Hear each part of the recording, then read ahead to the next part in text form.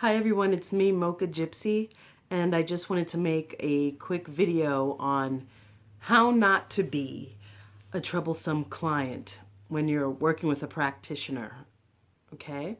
Um, Number one is to know that you really want to do work on somebody, especially with curses, all right? There's a lot of people who in the heat of the moment want bad things to happen to people who have wronged them, and then they realize that they were just being over emotional about the situation, or they were really blowing the situation out of proportion or something like that. And it's important to know if you really want to curse the person in the first place. As I mentioned in one of my earlier videos, some people I actually have to turn back or recommend something else for them to do or redirect them to another practitioner. Because sometimes, once in a while, what I find is that a person wants to do like a destruction curse on somebody, and they make the order after telling me their situation, and then they suddenly change their mind.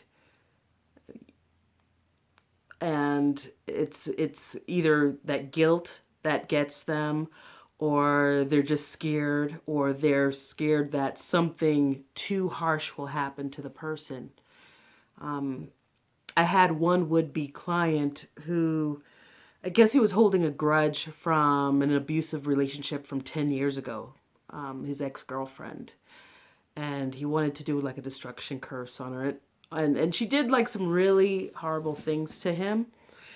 And like 2 days later, thankfully before I completed the work, he stopped me and he was like, "Is it going to be too hard? I mean, is it going to be too rough on her?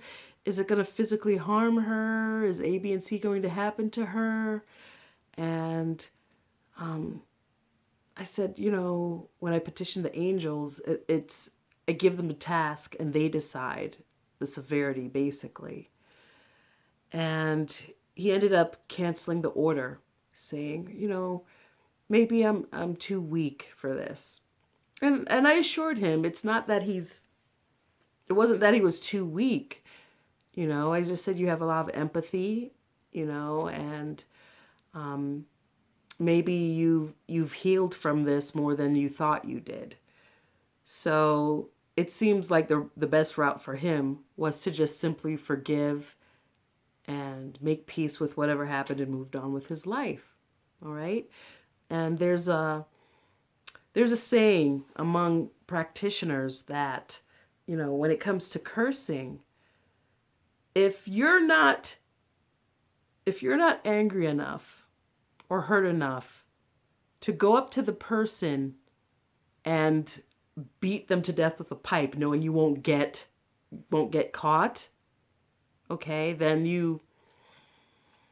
if you're not angry enough to do that, then you probably shouldn't be cursing them or trying to get somebody to curse them on your behalf. Okay, because you're either simply not angry enough because the offense wasn't strong enough, what that person did to you, or you just have this ability to move on or to heal from it. Okay, so if whatever this person's done to you, if it's not enough for you to want to do harm to them physically yourself or to financially ruin them yourself, then you shouldn't be cursing at all. Okay?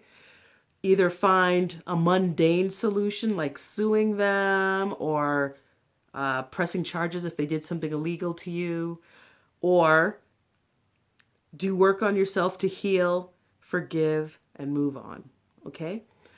So if you're scared, that's not for you. Another thing is if you're scared of some sort of blowback or karma, which is something that a lot of you know that I don't believe in. But if you do believe in that, you probably shouldn't be cursing. Either educate yourself more about the spiritual world, or take your practitioner's word for it. But if you still feel something hanging over your head, then again, cursing or doing work on a person, it may not be for you. Try to find, again, mundane solutions to be able to move on or to find revenge, whatever it is that'll just get you past this. Okay. Number 2, be justified in the work that you want to have done. Okay? That means being genuinely in the right. Don't come to me trying to or wanting to curse somebody or have some other type of work done when it's actually you who are in the wrong, okay? Or the person isn't in the wrong, or didn't do something to you intentionally. Just make sure you're justified. Like if you're just being someone who just wants to be vindictive, you're trying to get curse work done to be vindictive, just to hurt someone who really doesn't deserve it, and you come to me wanting me to do something to a person, that's just going to aggravate me, and you're just going to get turned away. And just like in the first scenario, it'll be a waste of your time and a waste of my time. So just make sure that whoever you want to target actually deserves to have work done on them. All right? Let's see. Number 3, keep your mind in check. Be of sound mind, at least when it comes to you wanting to have work done. Okay? Keep your obsessions in check. Keep your doubts in check. What do I mean by that? After I do work for people, the aftercare instructions that I give them are very simple. Okay? Do not obsess over the work that has been done, because when you do that, you can choke the magic from working. Okay? Remember, like in the spiritual world, everything is mental. Okay? Everything's mental. And if you lust for results, as we call it, or if you obsess, is this going to work? Is that going to work? You're going to choke the magic. So the best case scenario is I tell you that the work has been done.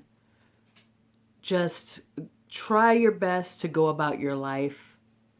And then when the results come, it's like a pleasant surprise. Usually results manifest within 3 days to 3 months. Just keep yourself occupied. And if you find your mind wandering about the work, then just in your mind, picture it, imagine it, that it already has come to pass, the results that you want.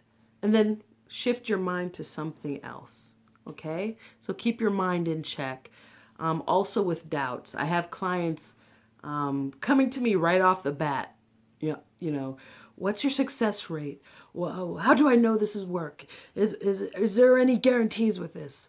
I'm not sure I believe in all this stuff. Well, if you come in with your doubts already before you even really got to know me, or this is the first time we're speaking about any of this, if you come in with your doubts, you're already choking the magic before it starts, where you might as well not even bother.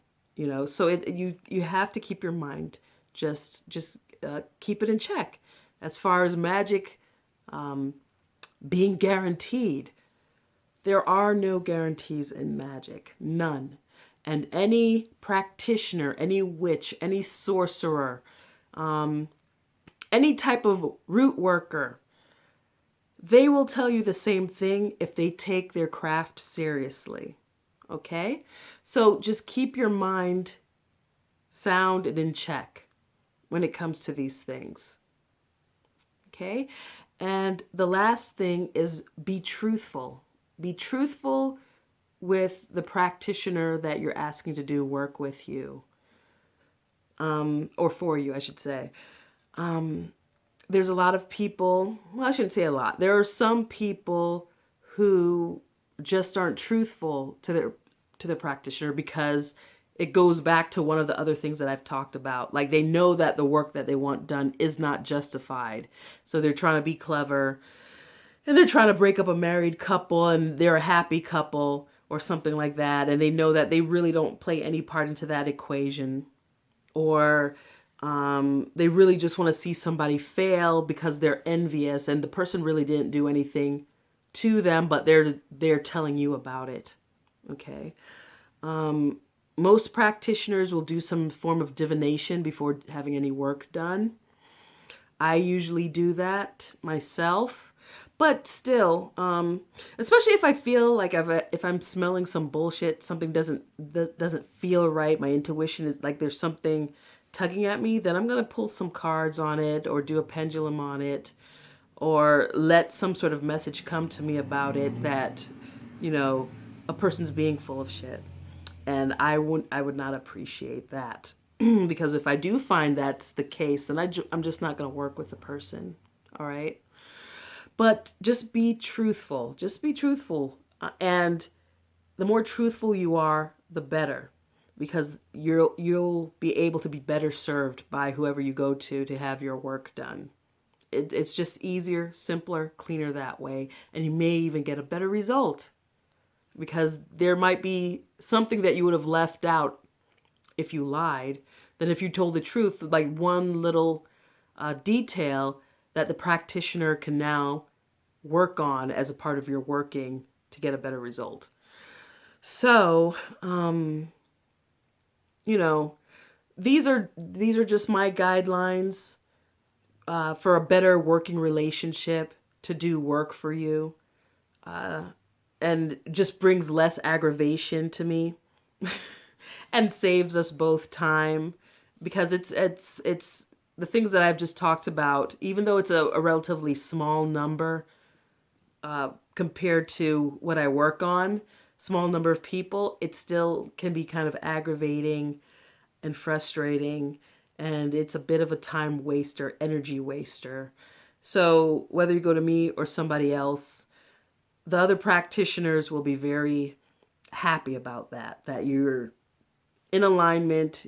You know, this is work that's justified. You're being truthful. You're trusting the work that they're doing. You know, it's just better for both parties. Now, there are some practitioners out there who are just straight up hitmen and you know they're good at what they do, and they don't care if you're being truthful. They don't care if the work is justified or not. As long as you paid them, just give them the target and they'll do what they do. And you know, that's not the way I go about it. That's not the way I approach life. But you know, the best to them. But it's just for me, working with me or working with someone who has the same philosophies as me. These are, you know, the 4 guidelines that I can think of right now that'll make things go smoothly and continue a relationship with the worker when you need more work done down the road or whatever, and have things go smoothly. So there you go. Share your thoughts with me. Okay, bye-bye.